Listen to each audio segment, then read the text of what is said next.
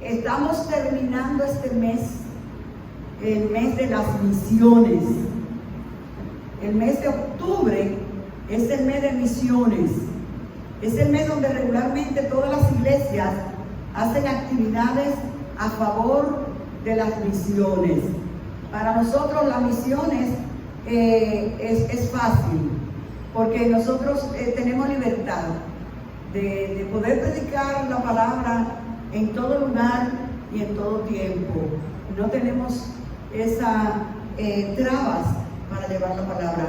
Pero en este mismo instante hay muchos misioneros que están siendo asesinados por su fe, que están siendo masacrados por su fe.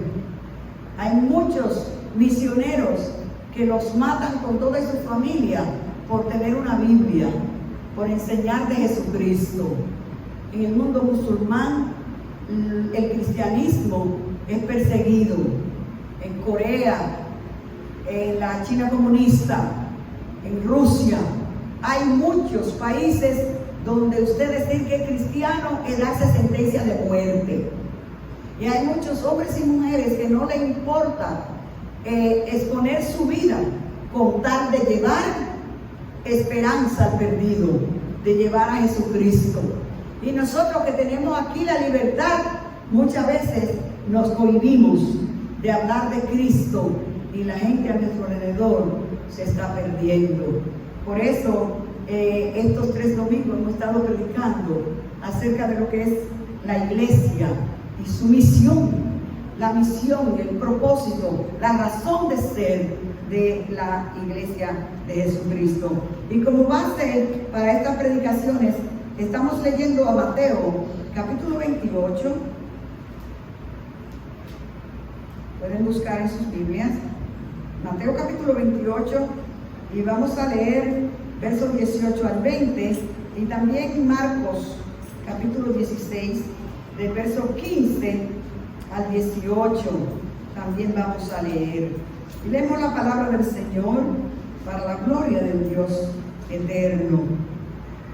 Y Jesús se acercó y les habló diciendo: toda potestad me es dada en el cielo y en la tierra.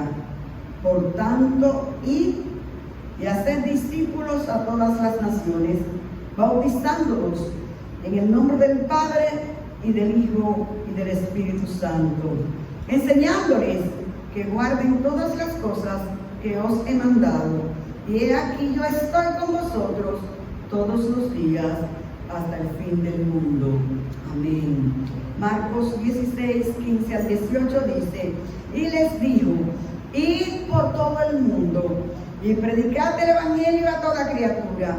El que creyere y fuere bautizado será salvo, mas el que no creyere será condenado. Y estas señales seguirán a los que creen: en mi nombre echarán fuera demonios, hablarán nuevas lenguas, tomarán en las manos serpientes, y si bebieren cosa mortífera no les hará daño. Sobre los enfermos pondrán sus manos y sanarán. Gloria al nombre del Señor. Padre, gracias por tu palabra. Aquí estamos, Señor. Somos tu iglesia, la iglesia que tú formaste, que tú compraste al precio de tu sangre preciosa.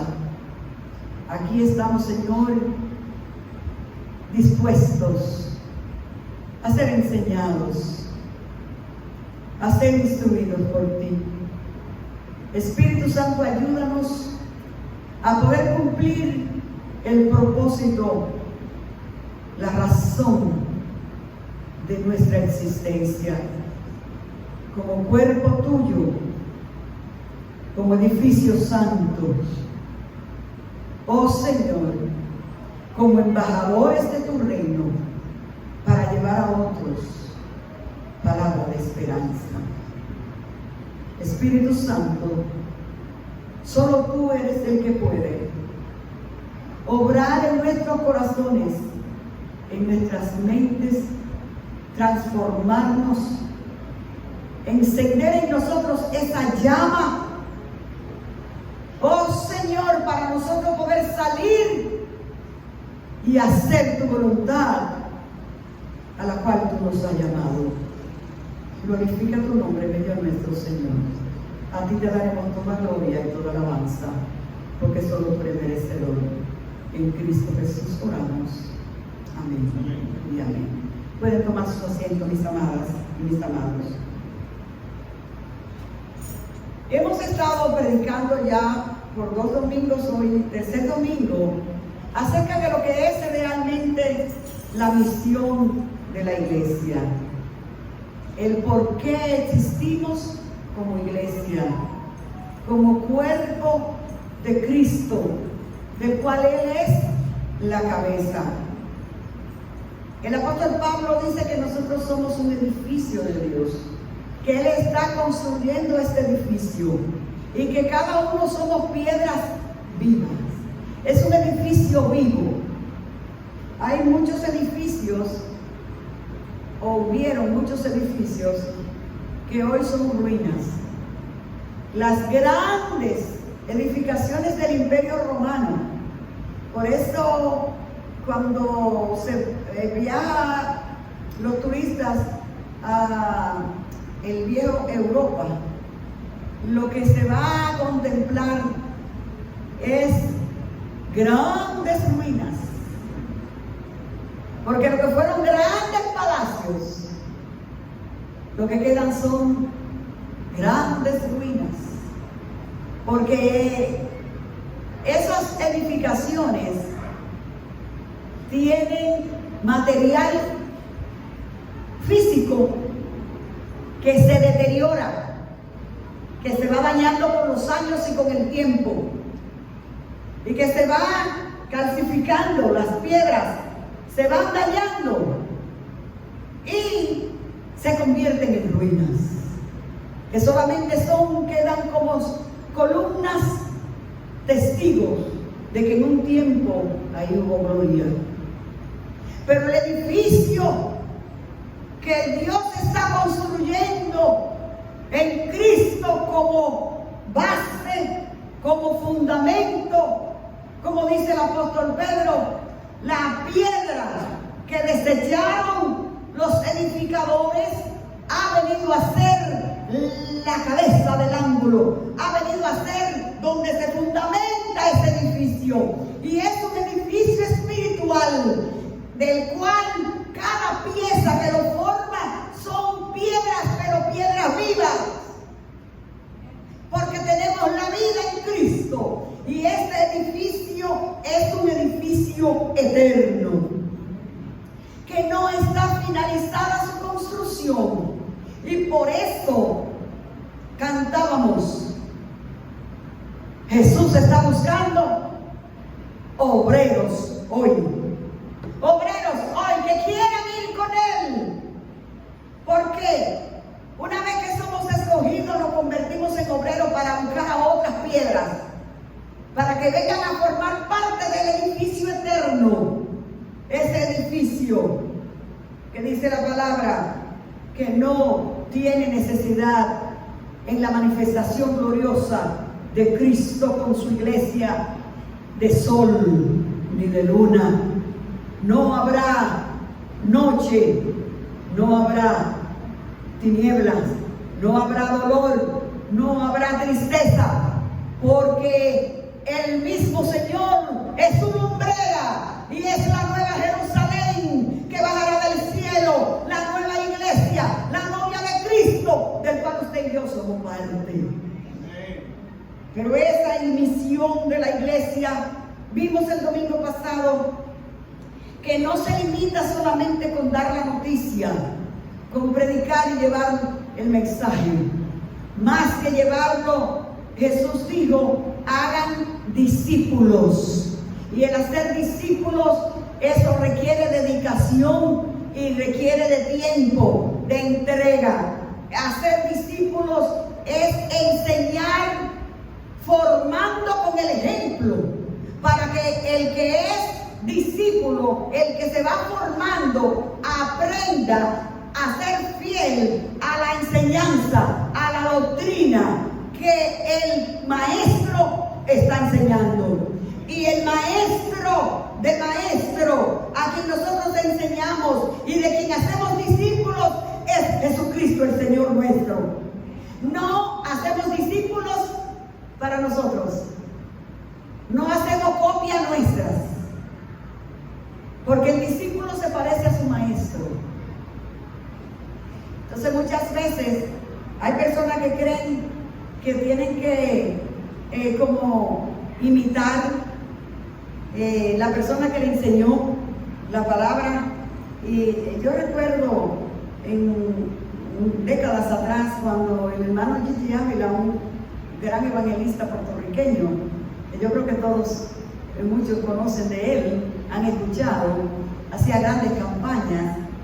Él tenía un metal de voz y una manera de dar la palabra muy característico de él.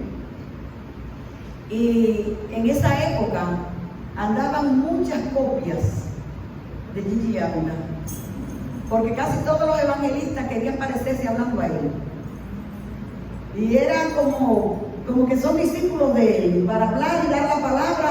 Y él decía, ¿quién fue? Cuando el Señor hacía un milagro y él hablaba con una forma y todo el mundo quería imitarlo. Eso no está bien, porque de quienes nosotros estamos haciendo discípulos, pero de Cristo, de quien nosotros somos discípulos. Estamos haciendo copia de Cristo en la gente, no suya ni mía, porque la gente cuando nos ve, el ejemplo y el modelo que nosotros estamos enseñando es el carácter de Cristo desarrollado por medio del Espíritu Santo en nosotros, y ese carácter de Cristo es el que nosotros vamos a modelar para ser discípulos de Cristo. A ser discípulos enseñándoles y bautizándolos. Por eso la iglesia practica el bautismo, para cuando las personas conocen al Señor, cuando las personas reciben la semilla de fe y aceptan a Cristo como su Señor, comienzan a ser discipulados. El discipulado es el enseñar, el adoctrinar a la persona, porque vienen bebés espirituales sin tener mucho conocimiento o ningún conocimiento de las cosas espirituales. Nosotros estamos encargados de enseñarles y de instruirles. Pero el Señor Jesús, como requisito, estableció no solamente que fuéramos y lo hiciéramos discípulos, sino que fueran bautizados en el nuevo pacto de Cristo. Ustedes saben que Jehová, Dios hizo pacto, el antiguo pacto que hizo con Abraham, hizo pacto con su pueblo, de escoger a un pueblo santo, un pueblo para él, formó un pueblo para él con el cual hizo pacto de bendición eterna, de bendición de generaciones. Le dijo a Abraham, en ti serán benditas todas las generaciones de la tierra. Y luego confirmó pacto, haciendo pacto con David. Y ese nuevo pacto, ese pacto antiguo, ese pacto que Dios estableció con su pueblo. Por eso la Biblia está en su organización de libros dividida en Antiguo Testamento y Nuevo Testamento. ¿Qué es un testamento? Un testamento es el legado que se le deja a los hijos, lo que el padre da como herencia a los hijos. Eso está determinado en un testamento. Por eso se escribe legalmente. El testamento determina las condiciones de la herencia, las condiciones que hay. No todo el mundo puede heredar, porque diga, bueno, que yo me crié ahí, es que él fue que me crió, es que yo viví cerca de él, es que yo trabajé con él y yo tengo derecho a la herencia. No, hay un testamento escrito que dice qué le toca a cada quien y cuáles son las condiciones para recibir esa herencia. Por eso en el Antiguo Testamento Dios, en su trato con el pueblo, le da leyes, le establece estatutos, le dice: yo tengo pacto con ustedes, pero ese pacto está condicionado. Y está condicionado si ustedes obedecen mi ley, aman mi mandamiento, obedecen mis estatutos. Entonces mi testamento es de bendición. Mi testamento es de protección. Mi testamento es perpetuo. Pero la condición es que mientras ustedes estén obedeciendo las condiciones que yo pongo en el testamento, ustedes van a tener lo que yo digo ahí. Pero cuando ustedes violen todo lo que dice el testamento, ese testamento, aunque tenga el nombre suyo, no es válido para ustedes. Pero hay un nuevo testamento porque Dios en Cristo hizo un nuevo juramento, hizo un nuevo pacto. Por eso Cristo, cuando iba a tomar la última cena con los discípulos antes de ir a la cruz, Él le dijo: este es el nuevo pacto en mi sangre. Porque el pacto se sellaba con sangre. Y Dios, con el pacto con Abraham tuvo que sacrificar un cordero. Y dice la palabra en el libro de Génesis que el ángel de Jehová pasó por encima del holocausto, sellando el pacto de Dios con Abraham. Pero hay un pacto nuevo de redención, no solamente para el pueblo judío, sino para todo el linaje humano, para todo el ser humano, donde ya no hay ni judío, ni gentil, ni griego, ni dominicano, ni francés, ni haitiano, donde es un solo pueblo en Cristo, porque Cristo testificó con su sangre, estableció pacto eterno con la humanidad de salvación eterna en Cristo Jesús. Y ese nuevo pacto en la sangre de Cristo, ese nuevo pacto representa que Dios en Cristo estableció como señal un cuerpo del cual Cristo es la cabeza, y estableció la iglesia donde Cristo dijo: y yo fundaré mi iglesia y ni la puerta del infierno prevalecerán contra ella. Y esa es la iglesia de Cristo, del cual tú y yo somos parte. Por eso el bautismo es parte de lo que es participar del nuevo pacto. Por eso Jesús dice: hagan los discípulos y bautícenlos en el nombre del Padre, del Hijo y del Espíritu Santo. Cuando nos bautizamos, damos una declaración pública de pertenencia al nuevo pacto en la sangre de Cristo. Por eso es importante el bautismo en la iglesia. Por eso le motivamos a los hermanos y hermanas que tienen un tiempo perteneciendo a la iglesia, visitando la iglesia, conociendo al Señor, y que no han sido bautizados, a que se motiven a dar ese segundo paso. No es que si usted conoció a Cristo y no se ha podido bautizar y usted se muere, se perdió. Claro que no. Pero como señal pública y obediencia a lo que Cristo estableció. Esto no se lo inventó la iglesia. Cristo fue quien dijo en la gran comisión: hagan discípulos y bautícenlos en el nombre del Padre, del Hijo y del Espíritu Santo, y pasamos a ser parte de la familia divina, y declaramos públicamente que recibimos válido en nosotros el sacrificio que Cristo hizo en la cruz del Calvario por cada uno de nosotros, y enseñándoles a que guarden las cosas que han sido enseñadas. Pero la misión de la iglesia, cuando nosotros vemos en la iglesia primitiva, en el libro de los Hechos encontramos que Jesús, antes de ser ascendido, En aquel monte, cuando está hablando con los discípulos, después que le da la gran comisión, le dice lo que hagan.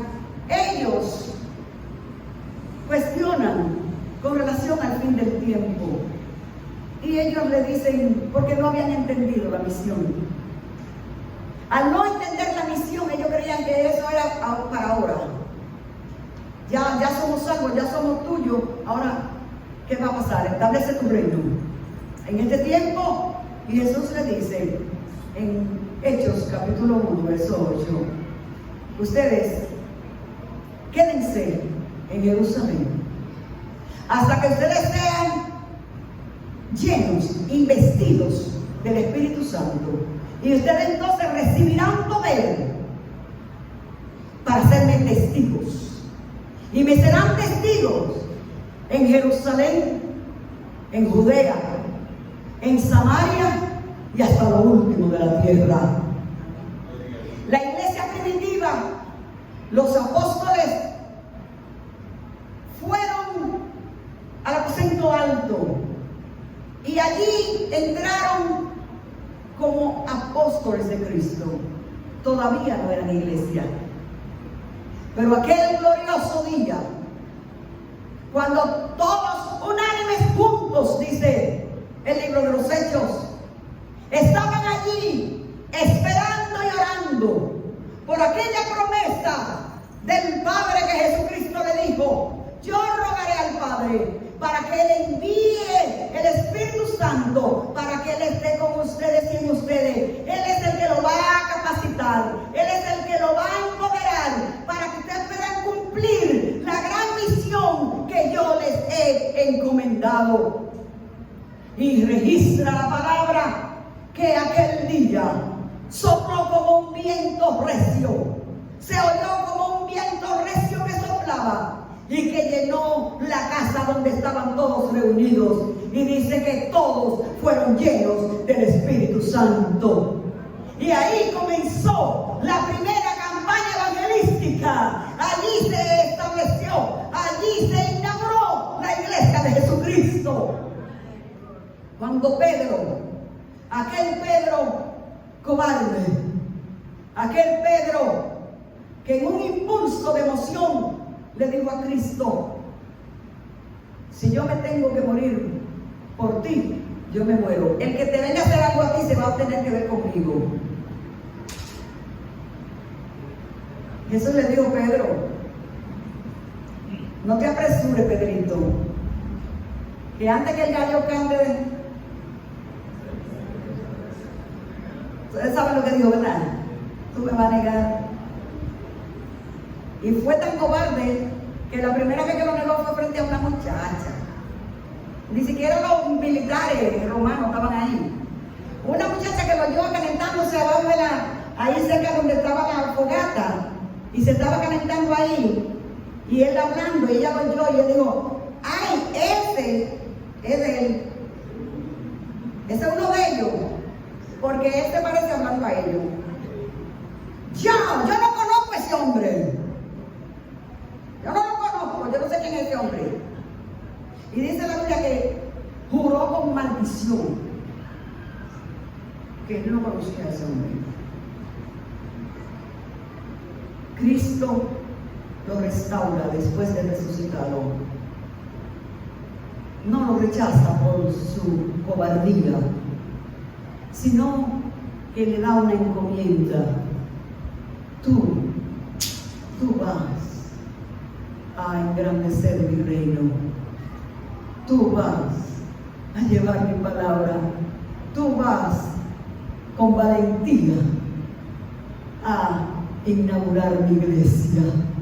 Y es ese Pedro cobarde, es ese Pedro que niega que este día, cuando el Espíritu Santo llega a este grupo y lo llena y lo imparte del poder glorioso, de esa presencia inefable en sus vidas, es el Pedro que se para valientemente ante una gran multitud y da un mensaje poderoso, un mensaje donde establece cómo los judíos mataron al profeta, no al profeta, mataron al Hijo, mataron al enviado de Dios.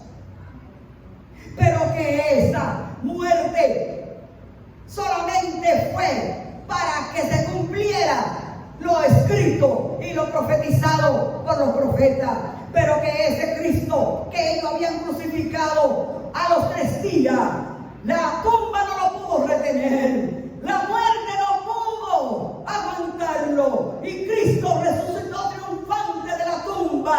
Y ese Cristo es el que está hoy aquí vivo entre nosotros. Por Él y su victoria estamos aquí diciendo que en ninguno otro hay salvación, porque no hay otro nombre dado a los hombres en quien podamos ser salvos, que no sea en Cristo el resucitado.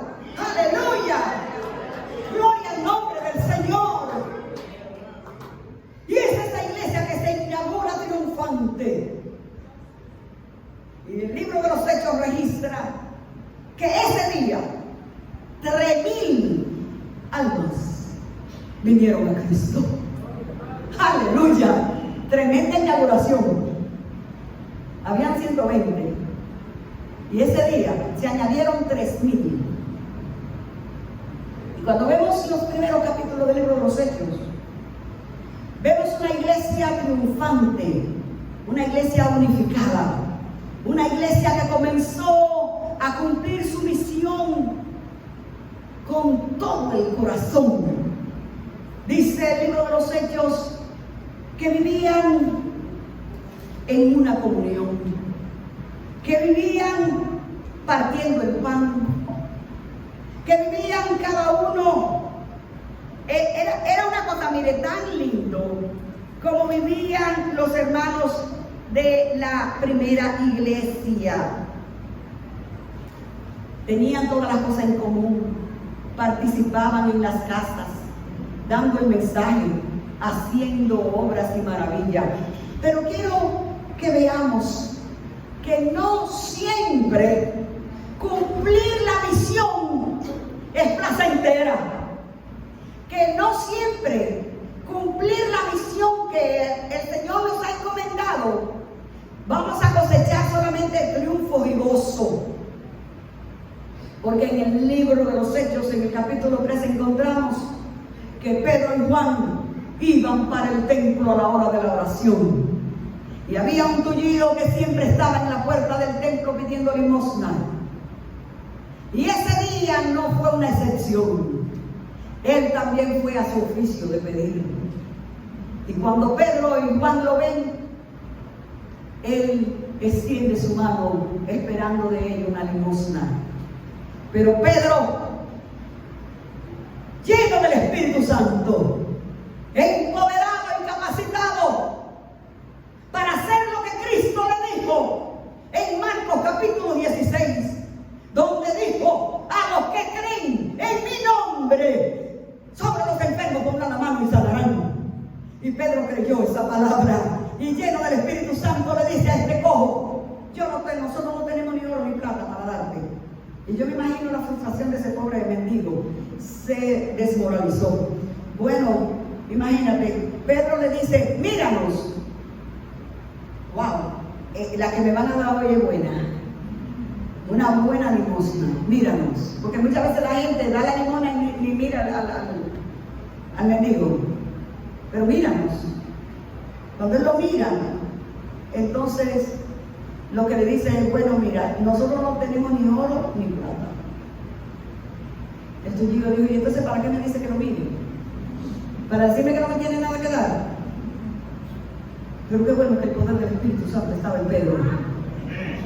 Y le dijo: pero de lo que nosotros tenemos, de eso te damos. En el nombre de Jesús de Nazaret, levántate y anda. Y dice la palabra que ese tullido se levantó de un brinco, comenzó a avanzar y a brincar, y entró al templo dando voces de alegría, cantando y alabando a Dios. Gloria a Dios. Qué obra linda de las misiones. Pero ¿qué vino atrás? Los sumos sacerdotes y los judíos comenzaron a escuchar a la gente. Mira, ¿te acuerdas de Andresito? El tuyillo, el que estaba en la puerta, está caminando. De lo que seguían a que se crucificaron, le dijeron que se levantara en el nombre de él y andaban corriendo por ahí. ¿Cómo va a ser? Y eso comenzó, mira, como pólvora a regarse. Y dijeron, aquí hay un problema. Porque lo matamos. Ahora dicen los que le siguen que resucitó. Y ahora no solamente que resucitó, ahora en el nombre de él están haciendo cosas. Esto hay que pararlo. Llamaron a Pedro y a Juan, lo llevaron al concilio, lo cuestionaron del milagro y le dijeron, ¿con qué autoridad levantaron ustedes ese tuyo?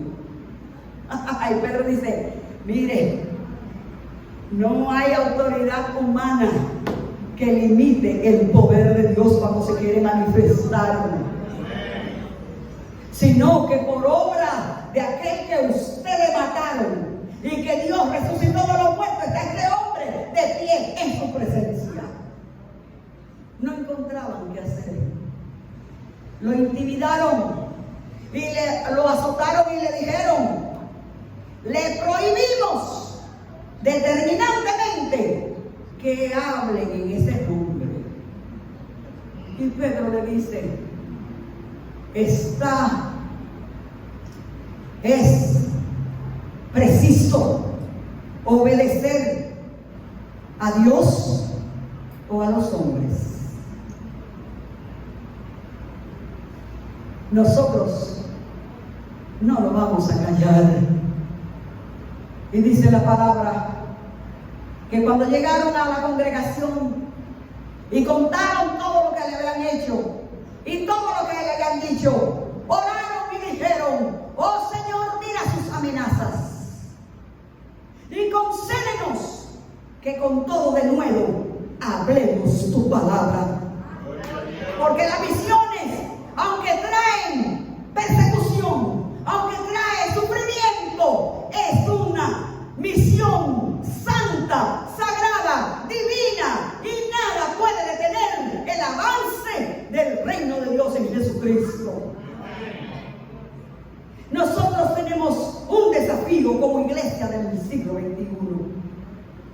Nosotros como iglesia, y si vemos toda la historia, Pedro nada más no fue ese pedacito que le dieron su pan de fracaso. Más de ahí, a Esteban, por predicar con denuedo la palabra, lo cogieron y lo apedrearon, y fue el primer mártir. Lo mataron a pedrada en la plaza de Jerusalén. A Pedro lo trancó Herodes porque cogió a Jacobo y lo mató. Y el pueblo judío se alegró por esa muerte y dijo, bueno, pues para yo ganar el favor del pueblo, déjame también coger a Pedro. Y cogieron a Pedro y lo metieron en la cárcel, en el calabozo de más adentro, para el otro día sacarlo y también matarlo en la plaza, para ganar el favor de los judíos.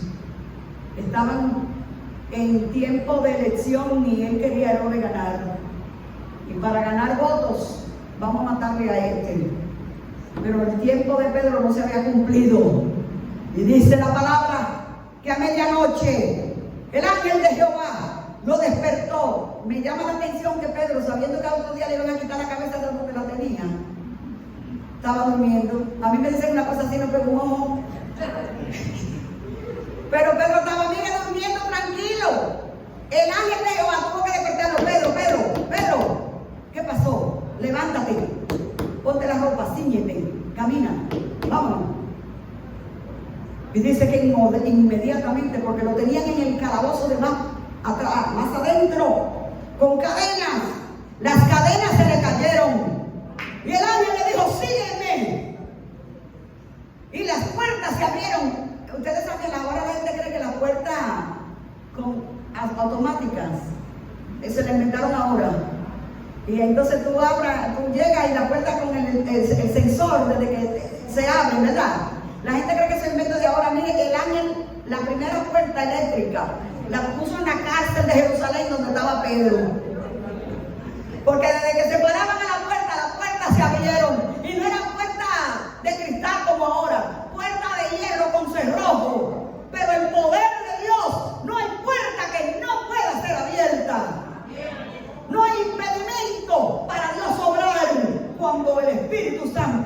está haciendo su trabajo. Y Pedro pasó todas las puertas y dice que creía que tenía una visión. Él estaba soñándose. Él creía que estaba soñando.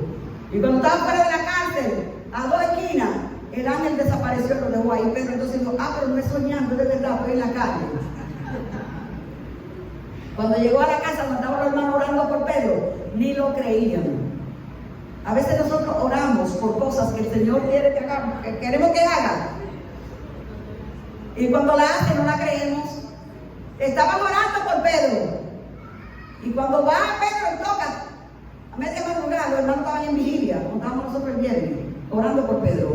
Una muchacha de la iglesia va a la puerta y mira, y se manda, no lo abre, se pone nerviosa y se manda corriendo y dice, es Pedro. Y los hermanos, muchacha, te volviste loca. Pedro está en la cárcel. No, es Pedro, ese será su ángel. Y Pedro tumbándole la puerta, cuando fueron, mira Pedro, el Señor hizo el milagro y siguió llevando la palabra. Pero llegó persecución, llegó aflicción, porque estaban cómodos en Jerusalén, porque estaban en la compañía los unos de los otros, en la armonía, en compartir el pan, en gozarse con los nuevos creyentes, y se le había olvidado que Jesús le dijo, me van a ser testigos no solamente en Jerusalén, tienen que ser testigos en Judea, más allá, y después tienen de más allá en Samaria, y después vayan más para allá hasta lo último de la tierra. A veces nos acomodamos tanto en las bancas de la iglesia que el Señor nos pone una piedrecita en el zapato para que salgamos para Judea. Solo así, cuando llegó la persecución, que tuvieron que ser esparcidos, salir corriendo cada uno para su esquina, donde quiera que llegaron para hacer iglesia y para llevar esperanza y salvación. Y Felipe llegó a Samaria. Dice la Biblia que Samaria estaba una ciudad llena de endemoniados. Oiga, es una cosa grande. Una ciudad llena de endemoniados, de enfermos, de miseria. Y dice la palabra que cuando llegó Felipe y comenzó a predicar el evangelio, la ciudad entera fue cambiada. Los endemoniados fueron liberados, los enfermos eran sanados. Dice, y la iglesia crecía y se multiplicaba cada día. Aleluya. Donde sea que el Señor te lleve, es porque quiere que allí los que estén endemoniados sean liberados. A veces Dios te mueve desde Jerusalén. A veces Dios te mueve del entorno.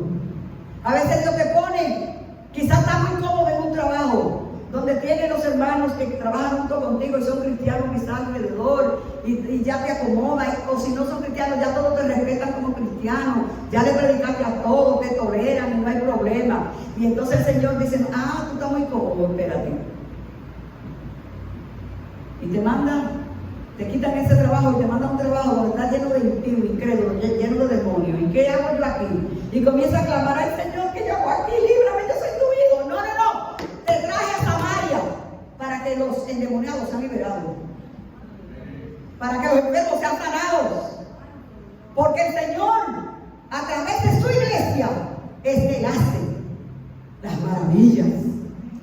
Como iglesia, tenemos un desafío, tenemos un reto. La iglesia a través de la historia ha tenido muchos eventos. Y la hermana en la clase mencionaba a Constantino, porque la iglesia, después de ser perseguida, después de estar viviendo en cuevas, en las catacumbas, la iglesia que fue llevada por los césares al circo romano para ser echado a los leones, para que se comieran a los cristianos. la iglesia, que fueron quemados en hogueras, que fueron decapitados. Que Nerón alumbró la ciudad de Roma con los cristianos, porque cogían a los cristianos y lo amarraban en los postes de alumbrado de la ciudad de Roma. Lo amarraban en el poste, le hacían una herida en el dedo grande del pie. Cuando comenzaban a sangrar sangre y agua, le pegaban una antorcha y vivos los quemaban en el pote. Y con tantos cristianos se alumbraba la ciudad de Roma. Pero Nerón, con toda su furia, no pudo detener la iglesia de Jesucristo, triunfante y victoriosa, la que Cristo dijo que ni las puertas del infierno prevalecerán contra ella. Y es la iglesia que se ha mantenido a través de los siglos. Después se levantó el comunismo, el marxismo, diciendo que no había Dios y atacando la fe. Y mientras más se perseguía, más crecía la iglesia. Mientras más cristianos mataban, más gente se convertía a Jesucristo. Hoy nuestro desafío para hacer la misión no es la hoguera. No tenemos un Nerón. No tenemos un gobierno que lo persiga. No tenemos a unos vecinos que están esperando que nosotros pongamos una alabanza o estemos orando para llamar a la policía y decir: mira, esos son evangélicos, son cristianos, llévenselo.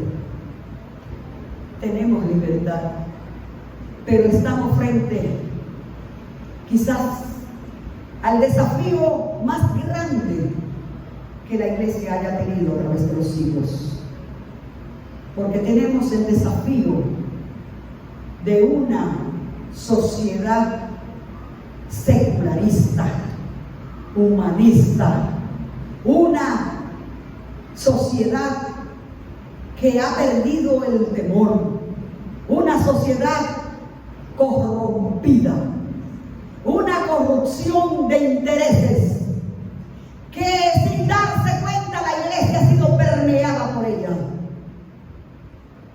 Y tenemos el reto de mantener la pureza de la palabra de Dios, la pureza de la iglesia de Jesucristo, esa iglesia que Él compró para que sea limpia, inmaculada. Él es la iglesia sin mancha y sin arruga, y el mundo está tratando de manchar la iglesia con su ideología, con el concepto de que todo es nada y que nada es todo, con el concepto de que eso no importa, el concepto de que todos somos hijos de Dios y que no importa donde tú estés y que no importa lo que tú hagas, porque el amor de Dios no tiene límite y Dios te ama sea quien tú seas. No importa tu pecado. Y la iglesia tolera el pecado. Y la iglesia entra en la misma carrera de corrupción que está el mundo. Y ese es el reto como iglesia que tenemos. El Señor nos llama a ser discípulos y a enseñarle todas las cosas que Él ha mandado. La doctrina de la palabra de Dios es invariable. Las enseñanzas de Cristo no se pueden acomodar a intereses personales y humanos. No podemos hacer interpretación de la palabra y forzarla para que diga lo que yo quiero que diga. La palabra de Dios es una espada que penetra y que hiere. Y no hay herida que no duela. Dígame usted, si usted se da cortando, qué sé yo, una fruta, una carne, una heridita en un dedo, dígame si no le pica, no le duele.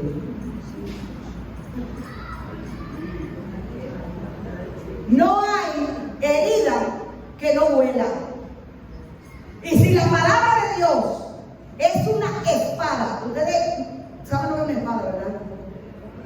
esos gladiadores que tienen una espada que viene con filo de los dos lados y con una puntita bien aguda, para que penetre, para que hiera, para que entre hasta lo profundo. Imagínense una gente traspasado de una espada, que le duele desde la piel hasta los músculos, hasta encontrar los tendones, y pasa por allá para llegar a los huesos. Usted es una espada que penetre los huesos. La palabra de Dios es viva y es eficaz y penetra hasta herir la carne, para herir los tuétanos, para herir los huesos, y penetra tan profundo que discierne las intenciones y los pensamientos del corazón. Cuando eres herido con la palabra de Dios, tienes que sentir dolor. No podemos creer en un evangelio con una espada que la gente la reciba y se quiera con ella y se quede riéndose. Todo el que recibe la palabra de Jesucristo, palabra liberadora y palabra de salvación, tiene que sentir el dolor de su pecado. Por eso la misión de la iglesia es denunciar el pecado, no añoñarlo, no solaparlo, no tolerarlo para hacernos popular, para que la gente venga, para que le guste el culto. No es para que le guste, es para que se transforme. Quizás hay mensajes que no sean de su agrado, palabra dura, y la pastora está diciendo una palabra muy dura, es para que le duela, porque si no, no hay cambio, no hay transformación.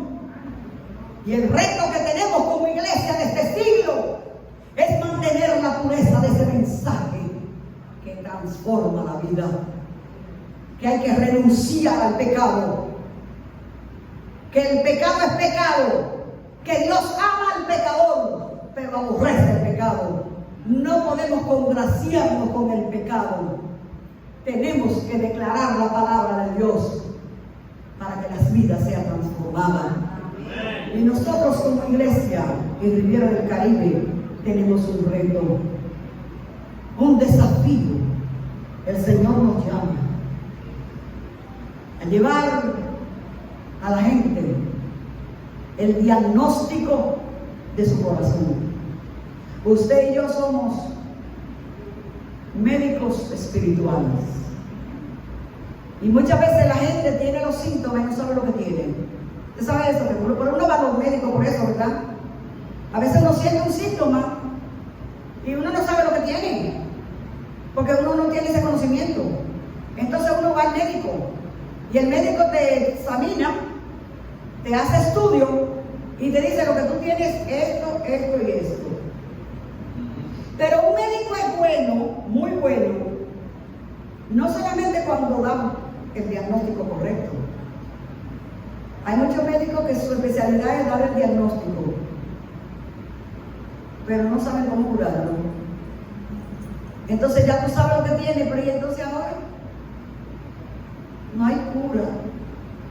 Vamos a ver, se están haciendo estudios, a ver si se puede encontrar cura para eso, porque no hay. Entonces a veces es mejor ni saber, ¿verdad? Mejor me muero sin saber lo que tengo. La gente que no tiene a Cristo están desangrándose por el pecado, pero muchas veces ellos no se enteran, ellos no saben de su malestar, ellos no saben que el pecado lo está destruyendo, que su vida está perdida, que están podridos por dentro, porque el cáncer del pecado se ha enseñoreado de su vida. Y usted y yo somos llamados a dar ese diagnóstico: tú estás en pecado. Hay una práctica que no es mala, porque tenemos que bendecir a todos, pero yo no estoy muy de acuerdo con ella. Hay muchos creyentes que le dan un trato de igualdad espiritual a todo el que vive. hermano. Ay, Dios te bendiga. Mira, el Señor te prospere. Voy a hablar para que el Señor te bendiga. El Señor obre en ti. Mira, para que el Señor te cubra. Para que, mire, eso no es verdad. No lo engañen. No lo engañen. Yo voy a orar para que el Espíritu Santo se revele a ti y tú encuentres a Cristo y encuentres la solución de tu problema y de tu vida. Porque si usted lo añoña, se creen que están bien. No es como que usted tiene un dolor de cabeza y yo diciéndole, no te preocupes, que eso no es nada. Y usted muriéndose de dolor de cabeza. Y yo, no, mira, muchacha, no le haga caso a eso. Piensa, porque pensé en otra cosa. Mire, hermana, con dolor de cabeza no se piensa.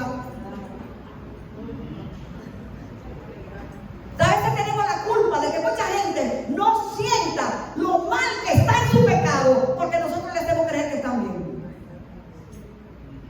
Como iglesia tenemos el reto de enseñarle a la gente que el pecado es pecado y que el que no tiene a Cristo está perdido. Cristo mismo dijo, el que cree en mí tiene vida eterna, pero el que no cree ya ha sido condenado. Eso no lo dije yo, lo dijo Cristo. ¿Es dura la palabra? Claro que dura la palabra. Es una espada. Es una espada que hiere. Porque hasta que la gente no se confronta con su pecado, no se hace consciente de su pecado, no busca la medicina. Y usted y yo, como misión de iglesia, estamos llamados a hacerle saber a los comunitarios de Riviera del Caribe que no tienen a Cristo, que están perdidos. No porque no están en la iglesia bautista, no. Porque no tienen a Cristo. Porque no es la iglesia, es Cristo. Es el sacrificio de la cruz. Es la fe en el resucitado la que perdona, la que limpia, la que restaura, la que da nueva vida. Ese es nuestro llamado. Terminamos este mes de misiones haciendo un llamado como iglesia. ¿Entendemos realmente nuestra misión? ¿Entendemos realmente a qué nos ha llamado el Señor? ¿Estamos nosotros dispuestos a decir, heme aquí, Señor? Envíame a mí. Yo iré. Dice el Salmo, irán llorando y con lágrimas los que riegan la semilla, pero volverán con regocijo trayendo las gavillas. No crea que ir a hacer las misiones es con risa, es con sacrificio. Dice que irán con lágrimas y llorando lo que riegan la semilla. Porque al mismo Cristo no le creyeron, rechazaron su mensaje. Y si lo rechazaron a él, no te van a rechazar a ti. Pero no por eso dejen de dar el mensaje. Si usted quiere hacer un nuevo pacto con el Señor y decirle, Señor, al entender la misión como iglesia, ayúdame con tu Espíritu Santo para ser obediente, póngase de pie conmigo. Si usted no quiere hacer eso, quédese sentado. Si usted no quiere que el Señor lo use como Él quiere, para lo que Él lo ha llamado, quédese sentado. Pero si usted siente que el Señor ha hablado con usted, que usted es iglesia, que tenemos un llamado, hable con Dios ahora. Usted no necesita tener mucha sabiduría, ni mucha palabra, ni mucho nada. La vida suya es su testimonio. Usted puede decirle a la gente quién usted era antes de tener a Cristo y quién usted es ahora. La guerra que usted tenía en su espíritu y ahora la paz que tiene. Eso usted lo puede hacer. Usted puede hablar de lo que Cristo ha hecho en su vida. Hable con Dios. Cierre sus ojos y hable con Dios. Vamos a tener un minuto de oración. Hable con el Señor. Dígale al Señor lo que usted siente. Pídale la ayuda del Espíritu Santo. Aleluya. Oh Espíritu Santo, aquí estamos. Espíritu Santo, glorifícate. Aquí está tu iglesia, Señor. Ayúdanos a entender tu llamado, a entender tu misión. Ayúdanos, Señor, a ser obedientes. Ayúdanos, oh Señor, aunque sea con lágrimas y sufrimiento, a ir a llevar la semilla. Que las vidas puedan ser alcanzadas, Señor. Que como iglesia tuya, al igual que la iglesia primitiva, obedezca tu gran misión. Gracias, Señor. Gracias te damos. Gloria a Dios. Aleluya, aleluya, aleluya, aleluya. Gloria al nombre del Señor. Bendito sea el nombre.